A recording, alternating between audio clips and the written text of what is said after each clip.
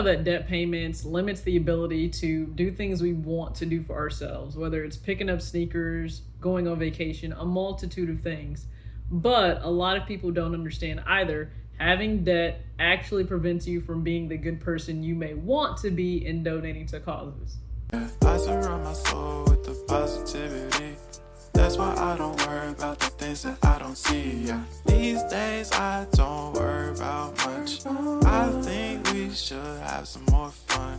I still dream about the days when we were young. What's up, everybody? It's your girl TJ back with another video talks with TJ, aka TJ2 Switch Chains. I hope you guys are doing well. I hope that you are safe. Thank you for tuning into this. If you're brand new, have no idea what brought you here, but please go ahead and hit the subscribe button. Check out other videos I have, whether it's budget related like this here, actually talking about sneakers, or touching on everything else that's going on in the world right now, because I think it's imperative that we speak on it and not remain silent. Okay, I think that is always going to be something I support, just so we all know.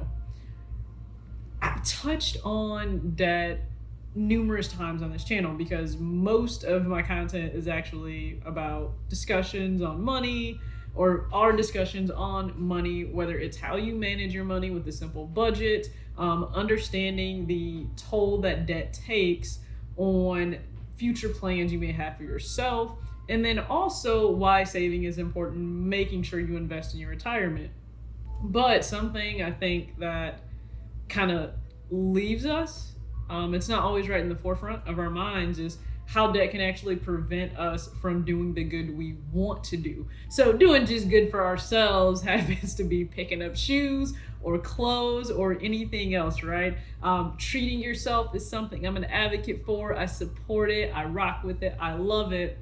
But then there comes a time to think beyond yourself, and you always want to be that person, right? I don't think it's really about whatever it is that you've done, but what do people remember you by? What are you leaving behind? What is your legacy? And for a lot of you that have children or may have children on the way, that's going to be a huge part of your legacy, right? How did you bring up your children? You know, what type of adults they became in society? Because no matter what, you're always a representation of your parents. No matter what. It's why I don't just wild out, because I don't need my mom coming and checking me at 30 years old. But in terms of debt, it can hold you back from doing the very things you want to do that help forward amazing causes, right? Let's just think about this. When the pandemic hit and we understood there were people losing their jobs, they were in jeopardy of possibly losing the means of taking care of their families, being able to put food on the table and afford medication. There was a lot that was going on, and a lot of people fell into unfortunate situations financially, and you may have been a person where you were still doing okay, but you weren't okay enough financially to really help others you wanted to help in a bigger way, right? Maybe you wanted to give more to families you personally knew that were suffering. Maybe both working adults in the household were out of work. Maybe it was a single parent and they were then out of work, or just a single individual, young couples that were in a service industry. They're no longer able to work, so they're no longer able to earn a living. You wanted to help, but you probably weren't in a position to, because so many people are already still living paycheck to paycheck themselves. That means everything that's coming in, it probably is going out. Now, everybody doesn't just splurge and recklessly spend money. I want that message to get across too. There are a lot of individuals that are not being reckless with their money. They're doing the right things. They're taking care of their priorities. They're paying their bills. They're trying to save. They're trying to save for retirement.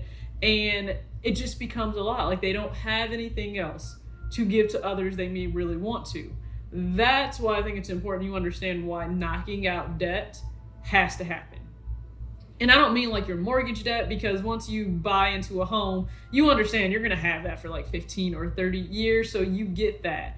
But when you have car debt, when you have student loan debt, which is the worst debt ever because you can't even get rid of it if you file bankruptcy, and then just regular personal consumer debt, whether you have credit cards or you have personal loans that are out, payday loans, those all, listen, they are a plague in themselves. They are terrible. They prevent you from doing better with your money. I really do believe that. Because with everything going on right now, whether it's the George Floyd Fund, whether you want to give to a number of different funds that have great causes, great passion behind them, right? Don't think that every fund you see that's helping to assist those arrested during protests is something bad. Not all of these people that are arrested during protests were committing crimes.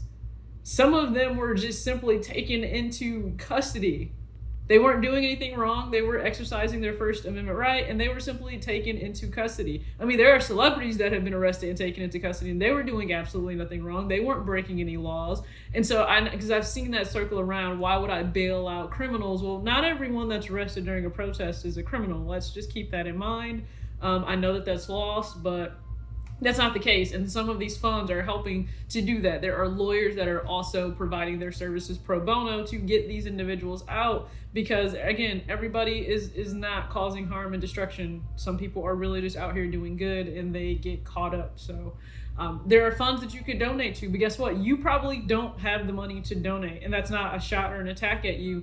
But look at the fact that you are still trying to make sure you keep a roof over your head, you keep food on the table, you have medications to pay for, maybe you're taking care of pets, you are maybe helping to take care of a family member. You could still be in school right now. You know, if you were an online student, I don't necessarily know if all of your classes got canceled. So there's a lot that still goes into taking care of yourself, and that may limit you taking care of other people because you have debt. Student debt's terrible. So you guys, if you've watched the video, I kind of gave the scenario, right? I could treat myself right now to an Off-White and a Union 1 because, well, hey, I don't have student loan payments to make that are mandatory right now. I'm not obligated to make them. I have only federal student loans. They're all in forbearance right now, thanks to the government putting them in forbearance. So that means during this grace period, I could choose to spend money another way, right? Almost $1,000 a month, I could choose to spend it another way. But instead, I'm still paying that on the principal because it means I can start to pay off these loans at a much faster rate with no interest accruing on them. Do I wish I could do other things with that money? You're damn right I do. I wish that money could go towards these causes because that would benefit them. But you know what? I'll stand by this too.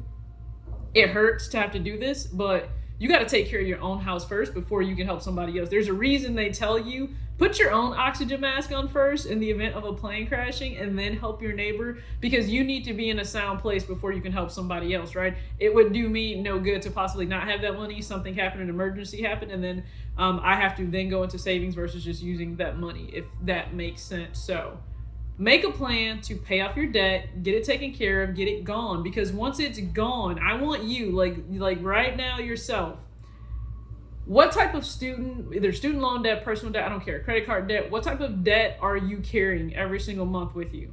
Imagine if you didn't have that. Now imagine if you wanted to contribute to something that promotes Black Lives Matter, that is all about police reform and different things in this country that we need. What if you could give that money to those causes, right? Because every little bit helps. What if you could do that? You probably feel great that you are helping in a way that is very beneficial and monumental, but you possibly can't right now. So that is something I want to drive home. Have a plan to pay off your debt.